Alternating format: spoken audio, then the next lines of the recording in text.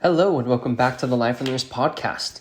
This is the last episode of season 6 for the month of February. I can't believe we're already going into March. This is also a pretty exciting episode. This is episode, if you look at the totality of the podcast, this is episode number 195. We're closing in on 200 episodes of this podcast, which is a really big milestone when you think about it. In this episode, we're going to cover some of the new watches that were released this last week, as well as a really great article that was written by someone who you likely are very familiar with. So I'll get to that in due time. But we'll start off this episode by going over the first new watch release, and that was from Laurent Ferrier, which is the Laurent Ferrier Classique Traveler Globe Night Blue. This is a really beautiful example from Laurent Ferrier. Many people consider the Laurent Ferrier Classic Traveler as one of the flagship models for the brand. Laurent Ferrier has also worked with many other watch companies and produced, been involved in some of the most important pieces that have ever been produced. Many people calling this individual, the watchmaker. This version of the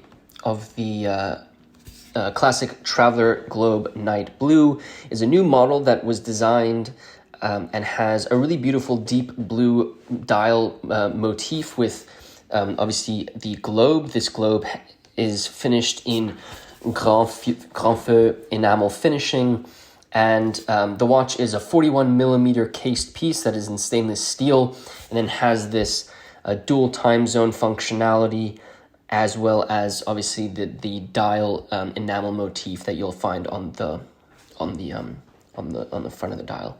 This is obviously an extremely high level of finishing that is added to this watch. This technique involves layering enamel to create this sort of rich and deep color with a really smooth and glossy surface. And the process ensures that the dial basically achieves this luminous reflective quality that enhances, in my opinion, the visual appeal of the watch. This is somewhat of a hallmark and really is a traditional high-end type of craftsmanship that goes into the production of these watches. As always, what you have with Laurent Ferrier watches is a beautiful display case back where you can see the in-house caliber LF 23001 movement. The movement has the iconic gold micro rotor that's finished to an exceptional quality, and the movement itself is also finished to such a high quality as well. It's such a visually appealing watch in my mind. The dial is really beautiful, and what's kind of nice is it has these. You obviously have the map of the world, and then that's in this sort of dark blue color, but then you have these yellow accents that have been added to where you would essentially see the light that comes from all of the different cities across the world. So it's kind of a cool little bit of effect. I guess it's yellow / gold, and then you have your hours you have your dual time indicator as well. Really beautiful piece. I don't believe that it is going to be a limited edition, but obviously manufactured in fairly low quantities, I'd imagine. It's a standard catalog model, and it's priced at 90,000 Swiss francs. All right, moving on to the next piece. This is the Frederique Constant and Watch Angels World Timer that was manufactured in a limited edition. What's really cool is that Frederique Constant has collaborated with the watch collector community known as Watch Angels and produced a really nice limited edition world time manufacturer that has taken their world timer from 42 millimeters to 40 millimeters, which is a significant change if you are into these sort of world time pieces. I think 40 millimeters fits a lot better than for these. It's a really nice stainless steel piece that's, as I mentioned, has is 40 millimeters in diameter with a really nice blue dial with the world timer complication. The watch uses a manufacturer movement, which is the FC718, And to be honest, is a really nice sort of everyday watch, or if you're into traveling, it also offers that sort of side of things. The world timer complication is really easy to read, and the time zone display is extremely legible. It's going to be available in a limited quantity. I need to get the amount. It's only going to be available in 718 pieces, and will be available, I believe,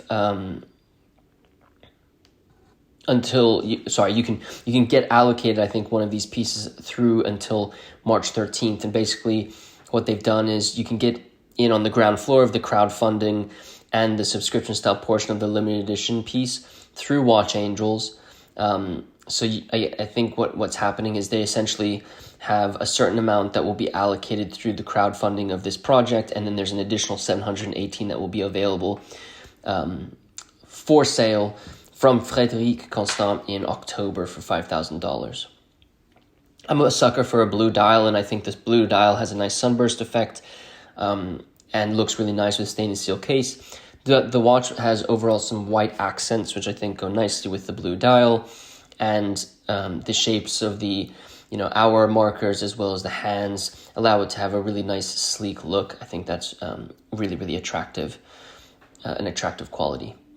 When you turn the watch over, of course, there's a display case back with a really nice gold. Obviously, you've got your typical Frederique Constant movement finishing, but you also have this large rotor that is in gold. That's really, really nice to look at. I think it's $5,000 US, so a nice sort of entry level into the world timer complication, and a really classic complication that I think would look good on any person's wrist.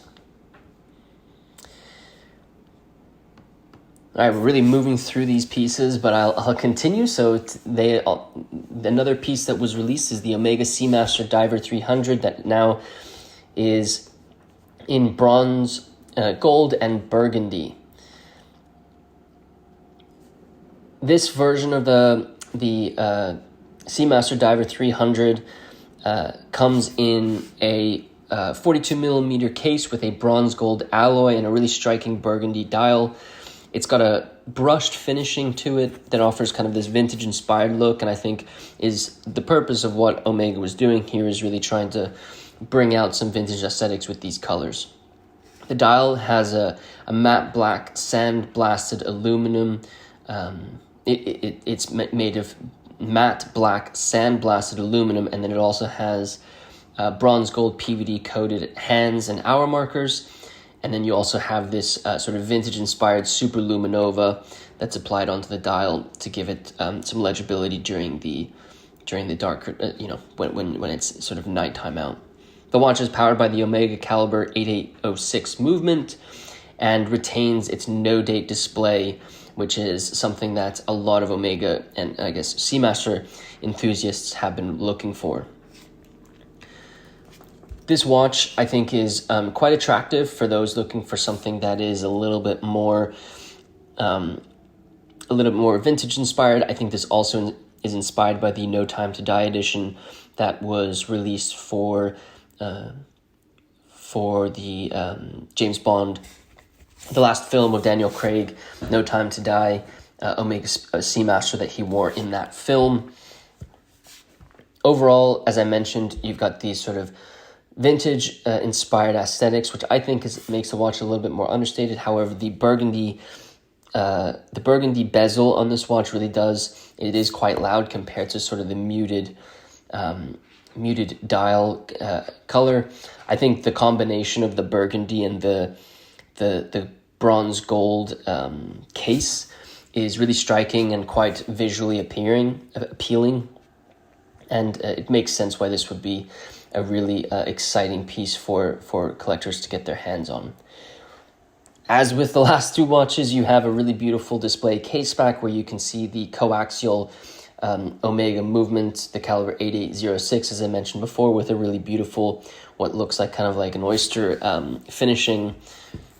Really beautiful piece. I'll say the display is a lot smaller than that of the last two watches, but I think at least on the Laurent Ferrier, there's a lot more, in my opinion, to look at.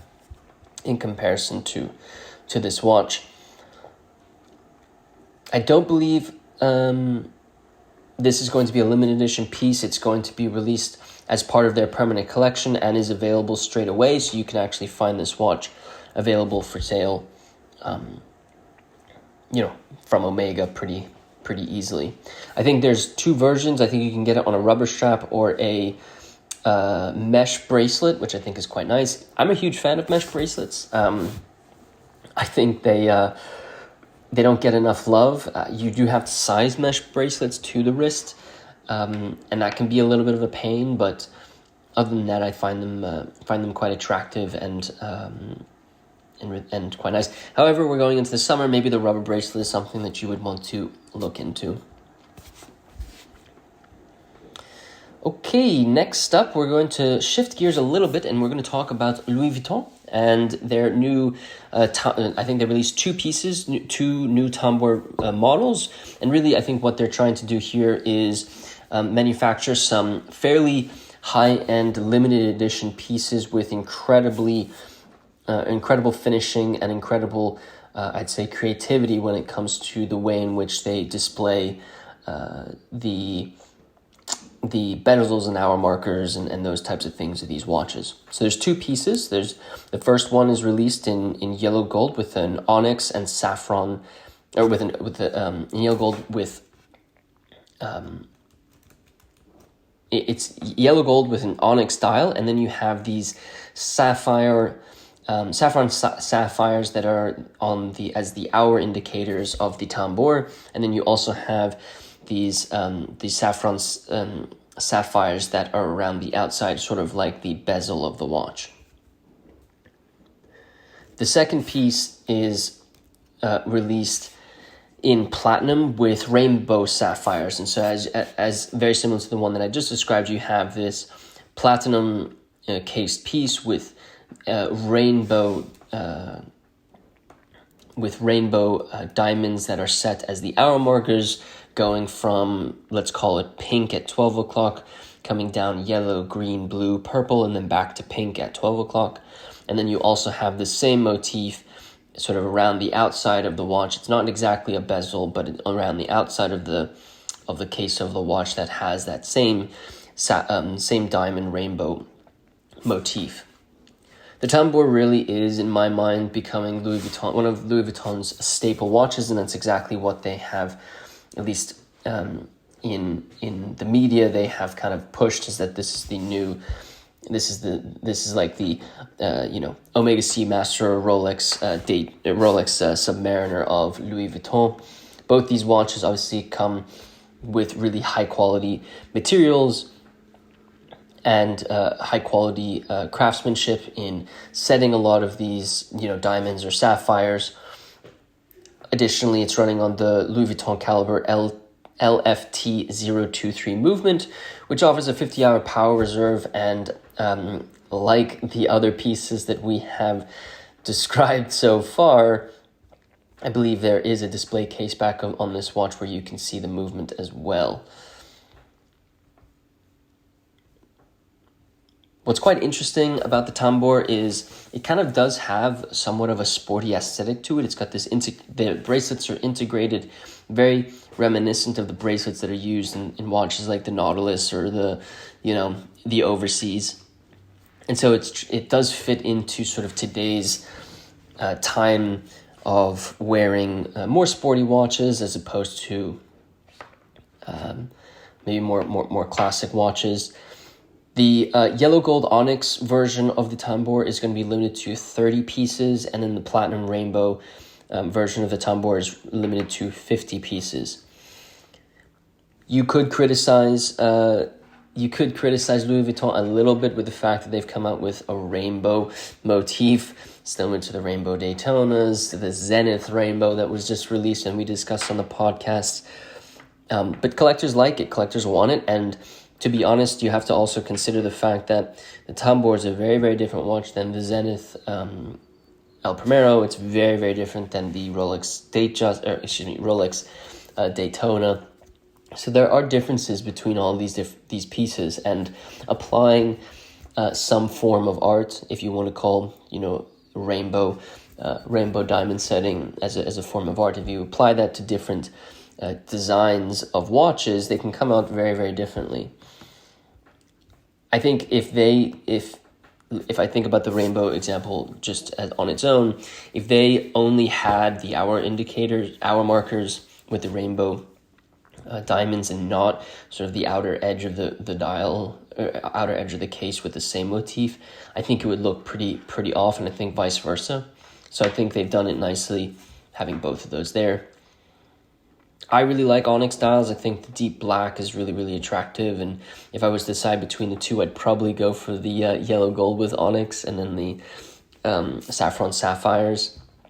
Just a little bit more my taste. I like how the color of the sapphires integrate with the gold of the case really nicely, and it's not too loud. It's a little bit less loud than the rainbow version of the tambour. All right, and so those are the new watch releases that we wanted to discuss, but the article that I wanted to push to you, make sure that you have read or have seen, is an article that was released this last week on collectability.com. If you don't know, Collectability is one of the best sources for all things Patek Philippe, and John Reardon is an incredible... I don't even know how to describe him. He is the high priest of Patek Philippe, if you want to call him that. Wonderful history with the organization, and a true scholar of the brand. And the article that was written was actually written by someone who used to work at Hodinkee and now I think is doing his own thing, and that's the one and only Tony Traina.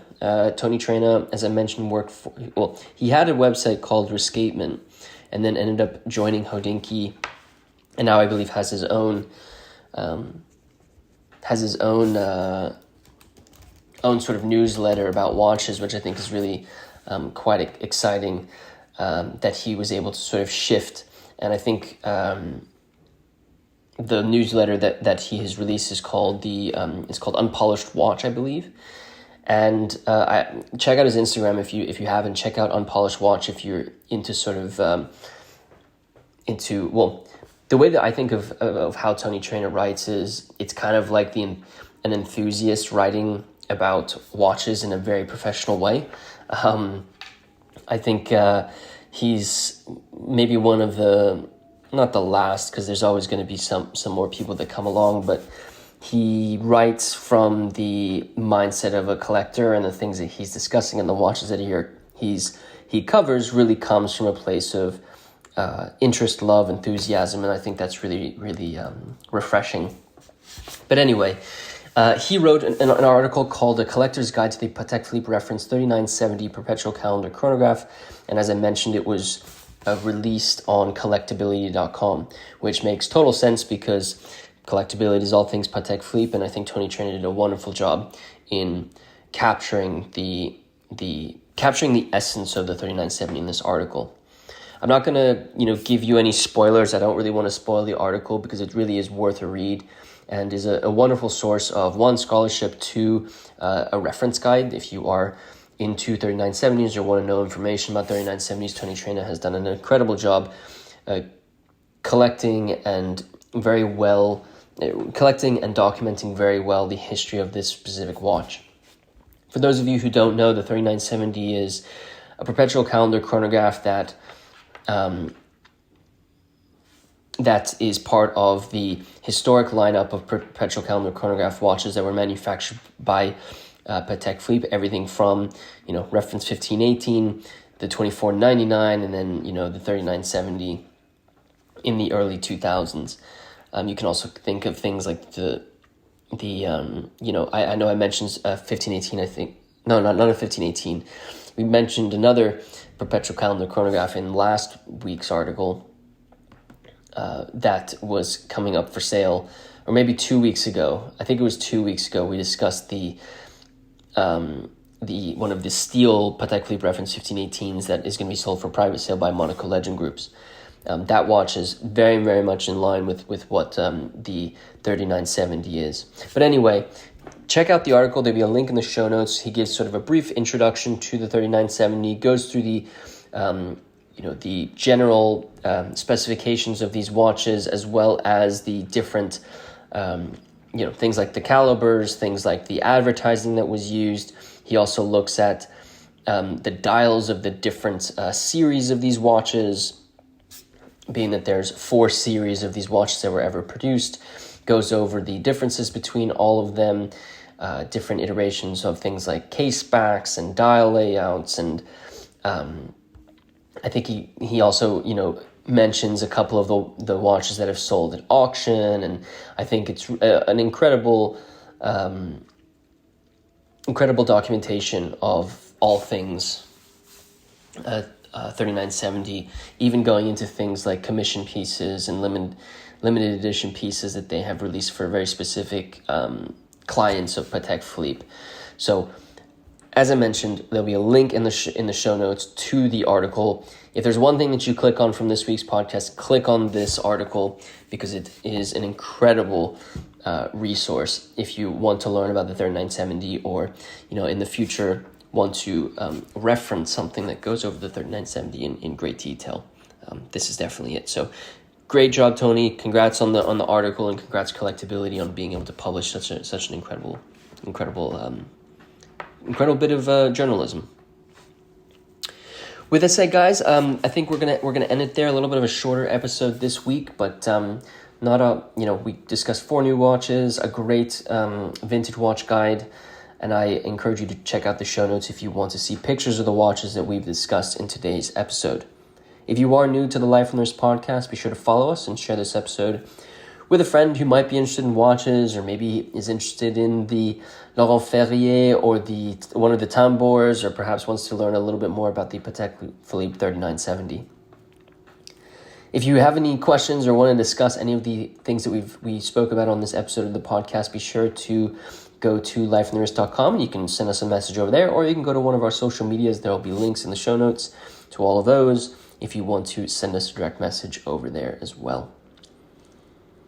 If you wouldn't mind rating this podcast, it really does help me out. It helps us learn what you want from this podcast, and we can shift the way that you want us to shift and cover the topics that you want us to cover. So if you wouldn't mind rating this podcast, it really does help me out. With that said, guys, thank you so much for listening to this episode of the Life on the Wrist podcast, and until next time.